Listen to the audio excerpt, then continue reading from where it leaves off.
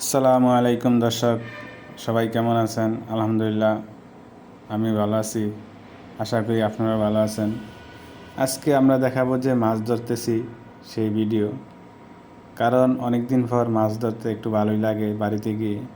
তো আমরা সবাই মিলে একটা প্ল্যান করলাম রাত্রের বেলা যে আগামীকালকে আমরা মাছ ধরবো, আর সেগুলো আমরা তেলের মধ্যে ভেজে একদম তাজা তাজা খাবো, সেই প্ল্যান। তো প্ল্যান অনুযায়ী আমাদের সকালে মাছ ধরার পালা। আর একটু যেহেতু হালকা শীত লাগে, এই জন্য আমরা বেশি সকালে যাই না, 12টার দিকে গিয়েছিলাম পুকুরে। আর এটা হচ্ছে নতুন পুকুর, কারণ কিছুদিন আগে এটাতে মাটি কাটা হয়েছে, নিচ থেকে পানি হওয়ার কারণে এটা পুকুরের মতো দেখা যাচ্ছে। তো আমার এক ভাতিজা, সে এই পুকুরে শখ করে কিছু মাছ পালাইছে। মূলত এই মাছগুলো আমাদের এলাকায় বেশি দিন ছিল না, গতবার থেকে এই মাছগুলো দেখা যাচ্ছে আমাদের এলাকায়। সেটাকে বলে রানী খৈলা, যদি আপনাদের এলাকায় কী বলে সেটা জানি না। তো এই রানী খৈলা উনি নাকি 1000 টাকা খরচ করে প্রায় 120টার মতো ফালাইছে। তো আমাদের বলতেছে চল আমরা এটাতে গিয়ে মাছ ধরবো। তো আমরা প্ল্যান করছি যদি এখানে আমরা মাছ না পাই তাহলে অন্য একটা পুকুর আছে ওখানে গিয়ে ধরে আজকে যেভাবেই হোক আমাদের খেতে হবে মাছ, তাজা তাজা মাছ ভাজা। সেই জন্য আমরা সবাই মিলে নামলাম, আমি, রাসেল, জাহিদ, সাথে ওই যে আমাদের এক জামাই, বাস্তি জামাই, উনি সহ শখ করে মাছ ধরবো। তো আমরা যখন মাছ ধরতে গেলাম, কিন্তু সবাই নতুন বা ঠিকমতো আমরা মাছ ধরতে পারি না, বা জাল দিয়ে এভাবে বেশি অভিজ্ঞতা নাই, যার কারণে আমার একটা বড় ভাই আসছিল সেখানে দাঁড়িয়ে। সে বলল আমি তোদের ধরে দেবো বা আমি সহযোগিতা করবো। সে অনুযায়ী ভাই নামছে, নাইমার তিনি জালটা হাতে নিয়ে, যদিও ভাইয়ের অনেক পরিশ্রম হচ্ছে, কারণ উনি জালটাকে সবসময় নিয়ন্ত্রণ করে রাখছেন। আর আমরা হয়তো উনি জাল মারার সাথে সাথেই উপরে চারিদিকে দেখতাম যে মাছ ভিতরে আটকাইছে কিনা। তো মোটামুটি প্রথম 2টা খেপের মধ্যে কোনো মাছ পাই না, আমরা হতাশ হয়ে গেলাম। বললাম এত কষ্ট করতেছি, যদি মাছ না পাই একটা কষ্ট লাগবে। সেই জন্য আমরা চেষ্টা চালিয়ে গেলাম, কারণ চেষ্টা করতে মানে নেই। আর যেহেতু আমরা জানি যে এই পুকুরে মাছ আছে, 120টা মাছ আছে, বাতিজার 1000 টাকার মাছ বুঝে নিত।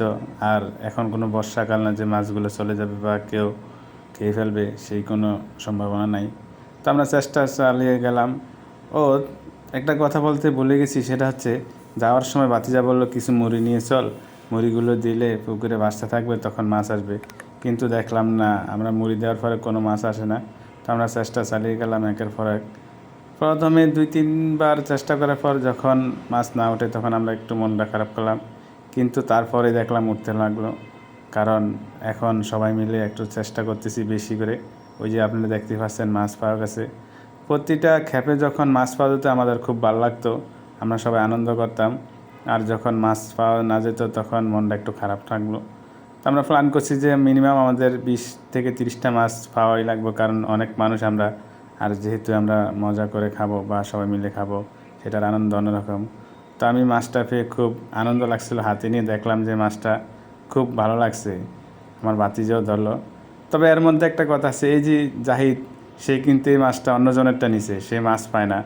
আমরা যতক্ষণ মাছ ধরেছি সবাই, আমি 4-5টা মাছ পেয়েছি, কিন্তু জাহিদ একটা পায় না। রাসেলও পেয়েছে কয়টা, এই যে আমাদের জামাই, উনিও মাছ পেয়েছে। কিন্তু ভাগ্যটা এতই খারাপ জাহিদের, যে এত চেষ্টার পরও সে একটা মাছ পায় না।